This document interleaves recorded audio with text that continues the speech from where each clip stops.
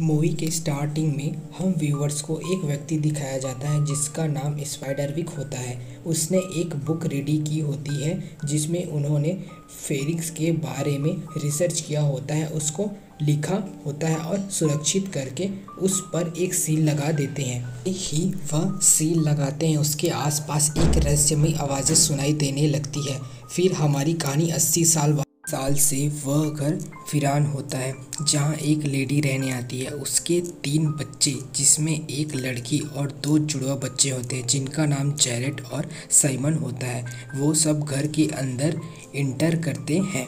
ये सब देखते हैं घर के चारों तरफ स्वॉर्ड फैले होते हैं। एक रात जैरेट को दीवार से आवाज़ आने लगती है तो वह दीवार को तोड़ने लग जाता है। उसकी माँ वहाँ आती है और उसकी इस हरकत पर जैरेट को डांटती है। उसके बाद वहीं पर उसकी सिस्टर आ जाती है जिसे भी दीवार से कुछ आवाज़ सुनाई देने लगती है। वह डर जाती है और वॉल तोड़ देती है। उसमें उसकी बहुत सी चीज़ें और घर के बहुत से सामान भी होते हैं। वो जैरेट को ऐसा दोबारा करने के लिए मना करती है, हालांकि जैरेट ने वो किया ही नहीं होता। लिफ्ट में जैरेट को एक चाबी मिलती है। वह उस छोटी सी लिफ्ट में बैठकर ऊपर चला जाता है जहाँ एक रूम में पहुँच जाता है। उसे रूम में एक पुराना बॉक्स मिलता है में एक निशान बना होता है जो सेम चाबी पर बना होता है। फिर हमें स्पाइडरविक की फ़ोटो दिखाई जाती है जहाँ पर वह अपनी बुक लिखता था। जैरेट चाबी वो बॉक्स खोल देता है और बुक निकाल लेता है जिसमें छोटा लेटर लगा होता है जिसमें वार्निंग लिखी होती है, जिसका मतलब इस बुक को खोलना सही नहीं था। और इसके साथ ही उसे एक और मैसेज मिलता है कि जैरेट इस जगह को छोड़ दो। जैरेट यह देखकर हैरान हो जाता है। उसके आसपास की चीज़ें हिलने लगती है और टॉर्च गोल घूमकर नीचे गिर जाता है। वो उसे अपने रूम में आता है और बुक खोलकर पढ़ने लग जाता है। फिर उसे अपनी सिस्टर के चिल्लाने की आवाज़ सुनाई देती है। वो उसके कमरे में जाता है। सिस्टर के बालों को किसी ने उसके बेड से बुरी तरह बांध दिया होता है। उसकी बहन इसके लिए जैरेट को कहती है, लेकिन जैरेट उस वक्त अपने रूम में होने की बात कहता है। फिर अगली सुबह जैरेट उस बुक में छोटे मॉन्स्टर के बारे में पढ़ता है जो काफ़ी छोटा सा था। वह यह बात अपनी सिस्टर से कहता है जो उसका मजाक उड़ा देती है। जैरेट उस मॉन्स्टर को ढूंढने उसी रूम में कुछ खाने की चीज़ लेकर जाता है। वह बिस्किट में शहद डालकर उस मॉन्स्टर के आने का वेट करता है, लेकिन वो मॉन्स्टर नहीं आता। फिर जैरेट की नींद लग जाती है। कुछ समय बाद वह देखता है कि उसकी खाने की चीज़ें कोई ले गया होता है। वह बिस्किट के कुछ टुकड़े पड़े होते हैं जिसको फॉलो करता है। जैरेट उस मॉन्स्टर को देख लेता है जो बिल्कुल बुक में रहे मॉन्स्टर के समान दिख रहा होता है। वो जैरेट के बिस्किट और शहद को खा रहा होता है। जब जैरेट उसे देखता है तो वह गायब होकर भागने लगता है। जैरेट उसे स्पाइडरविक की लिखी बुक के बारे में पूछता है तो वह गुस्सा होकर ग्रीन मॉन्स्टर में बदल जाता है। वह जैरेट के ऊपर सामान फेंकने लगता है और बुक के खोलने पर जैरेट पर बहुत गुस्सा करता है। जैरेट उसे फिर शहद और बिस्किट देता है जिसमें वह शांत हो जाता है और जैरेट को उस बुक के बारे में बताने लग जाता है। उसने स्पाइडरविक से बस इस बुक को डिस्ट्रॉय करने को कहा था, लेकिन उसने इसे सील लगाकर रख दिया जिसे तुम जैसे बच्चे भी इस बुक को खोल लेते हैं। जैरेट को उन गॉब्लिन्स के बारे में बताता है जो इस बुक के पीछे हैं, जो इसे हासिल कर बुरे कामों में यूज़ करेंगे। वो जैरेट को विंडो के पास ले आता है और घर के बाहर सर्कल के बारे में बताता है जो उन्हें गॉब्लिन से बचाते हैं। तभी जैरेट विंडो से देखता है उसका भाई सर्कल के बाहर चला गया है और उसे कोई घसीट कर ले जा रहा होता है, तो उसे दिखाई नहीं देता। वो मॉन्स्टर उसे एक चीज़ देता है जिससे देखने पर गॉब्लिन हमें और जैरेट दोनों को दिखाई देने लगते हैं। वह अपने भाई को बचाने के लिए घर से बाहर आता है। तभी रास्ते में उसे एक गॉब्लिन बंधा हुआ मिलता है वो जैरेड को बताता है कि हमारा एक दुश्मन है जो स्पाइडरविक की बुक को पाना चाहता है। वो बहुत बुरा है और जैरेड उससे पूछता है वह कौन है। उससे पहले गॉब्लिन उसे फ्री करने को कहता है तो जैरेड उसे फ्री कर देता है। फिर सीन साइमन की ओर शिफ्ट होता है जिसके नीचे बहुत सारे गॉब्लिन होते हैं जो अपने बॉस को, जो इनका हेड होता है, उसे बुलाते हैं। वो एक बूढ़ा आदमी का रूप ले लेता है और साइमन के पास जाकर बुक के बारे में पूछता है। तो साइमन उसे कहता है मुझे नहीं पता, बुक मेरे भाई के पास है। तो वो बूढ़ा व्यक्ति उससे कहता है जब तक बुक नहीं दे देते मैं तुम्हें नहीं आज़ाद कर सकता। तो साइमन खुद को फ्री करने तथा बुक लाकर देने की बात कहता है। वो बूढ़ा व्यक्ति मान जाता है और साइमन को फ्री कर देता है। साइमन वहाँ से सीधे जैरेड के पास जाता है उस बुक के लिए जिसे जैरेड नहीं देता, जिस पर उन दोनों की लड़ाई हो जाती है। तभी गॉब्लिन्स जैरेड के हाथ पर रखी बुक देख लेते हैं और उनका पीछा करने लग जाते हैं और वो दोनों गॉब्लिन से बचते हुए घर की ओर भागते हैं जहाँ पर वह सर्कल को पार कर लेते हैं।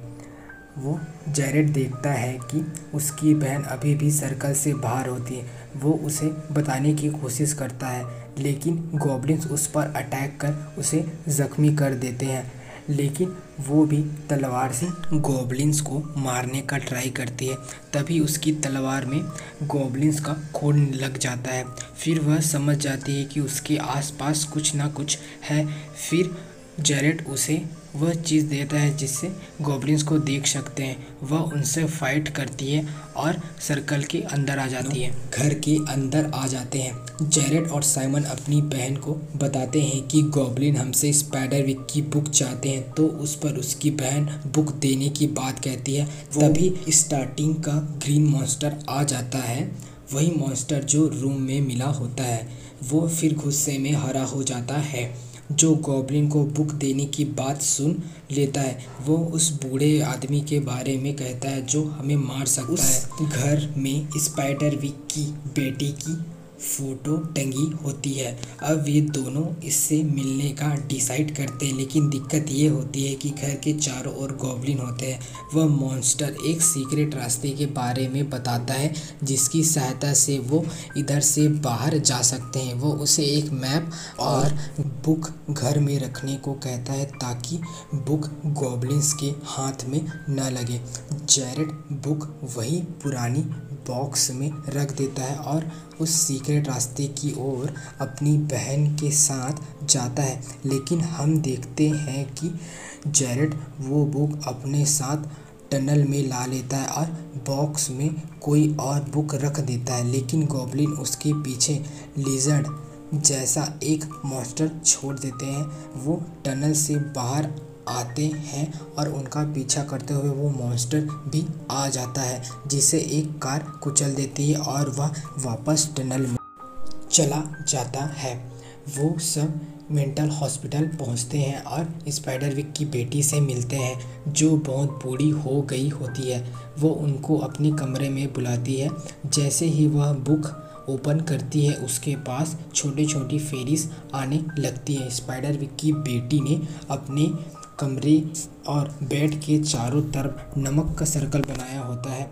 वो यहाँ पर अपने पास्ट की कहानी बताती है। उसके पापा यानी स्पाइडरविक ने घर के चारों ओर एक सर्कल बनाया होता है जिससे गॉब्लिन उन्हें परेशान न कर सके, लेकिन एक दिन वह खेलते खेलते सर्कल से बाहर चली जाती है। तभी उसके पिता को फेरिन साथ में अपनी दुनिया में ले जाते हैं।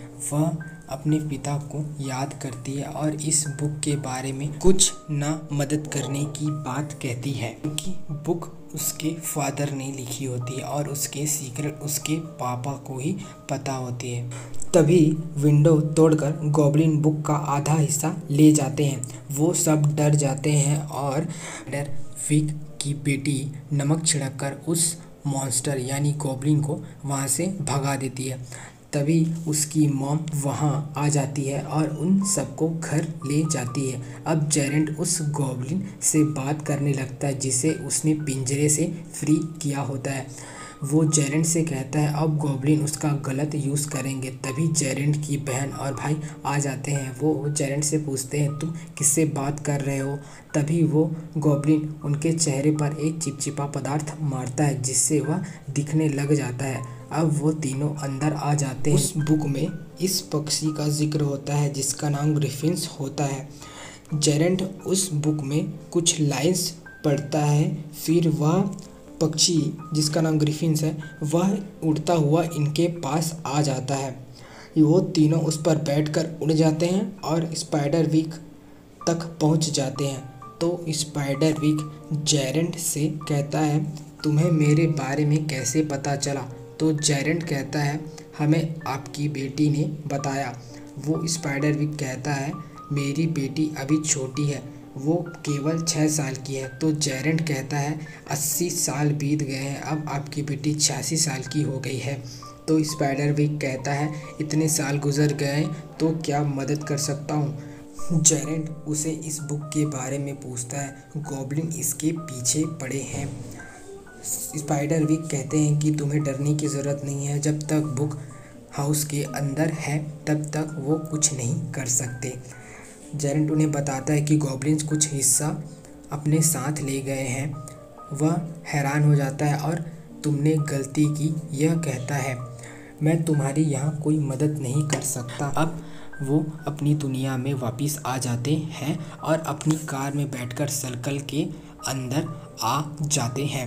मूवी में काफ़ी जगह नमक दिखाया गया जिसका मतलब यह होता है कि नमक उन्हें अंधा कर देते हैं और ये बोतल में सॉल्ट और सॉस भरने लगते हैं। सॉस गॉब्लिन के ऊपर एसिड की तरह काम करते हैं जो उन्हें जला देती है। गॉब्लिन जल्दी बुक के पन्नों का यूज़ कर सर्कल ख़त्म कर देते हैं। फिर सब गॉब्लिन घर में अटैक कर देते हैं लेकिन नमक की वजह से अंदर नहीं आ पाते, लेकिन ज़मीन के नीचे से अंदर आने लगते हैं। जेरेंट और उसके बहन भाइयों के पास सॉस था जो उन पर डालकर मारने लगते हैं। वो काफ़ी गॉब्लिन्स को मार देते हैं। वो सब एक कमरे में आ जाते हैं और दरवाज़ा बंद कर देते हैं। तभी उन पर गॉब्लिन्स का हेड आ जाता है। देखने में बहुत भयानक लग रहा होता है। वो उनके ऊपर अटैक करता है। वो सब मशीन में सारे सॉस और सॉल्ट डाल देते हैं और केबिन में छुपकर आग लगा देते हैं जिससे उस मशीन पर ब्लास्ट होता है और सारे गॉब्लिन्स सॉस और सॉल्ट के कारण मारे जाते हैं। लेकिन इसका हेड वहाँ से पहले ही भाग जाता है। वो सब बाहर निकलते हैं। उसके बाद जेरेट के डैड आते हैं। वो सीधा जेरेट से बुक मांगने लग जाते हैं। तो जेरेट उन्हें चाकू से स्टैब कर देता है, लेकिन चाकू पर जो खून लगा होता है वो ग्रीन कलर का होता है। वह वही गॉब्लिन का हेड होता है जो फिर से अपने मॉन्स्टर रूप में आ जाता है। जेरेट भागकर लिफ्ट की सहायता से ऊपर जाने लगता है। तभी उस मॉन्स्टर की उंगलियां कट जाती है। वो काफ़ी गुस्से में आ जाता है और एक बहुत बड़ा सांप बन जाता है। वो जेरेट पर अटैक करने के लिए उसका पीछा करता है जिस पर ग्रीन मॉन्स्टर हमला कर उसे रोकने की कोशिश करता है। वो मॉन्स्टर उसे दूर फेंक देता है और फिर से जेरेट की ओर देखता है।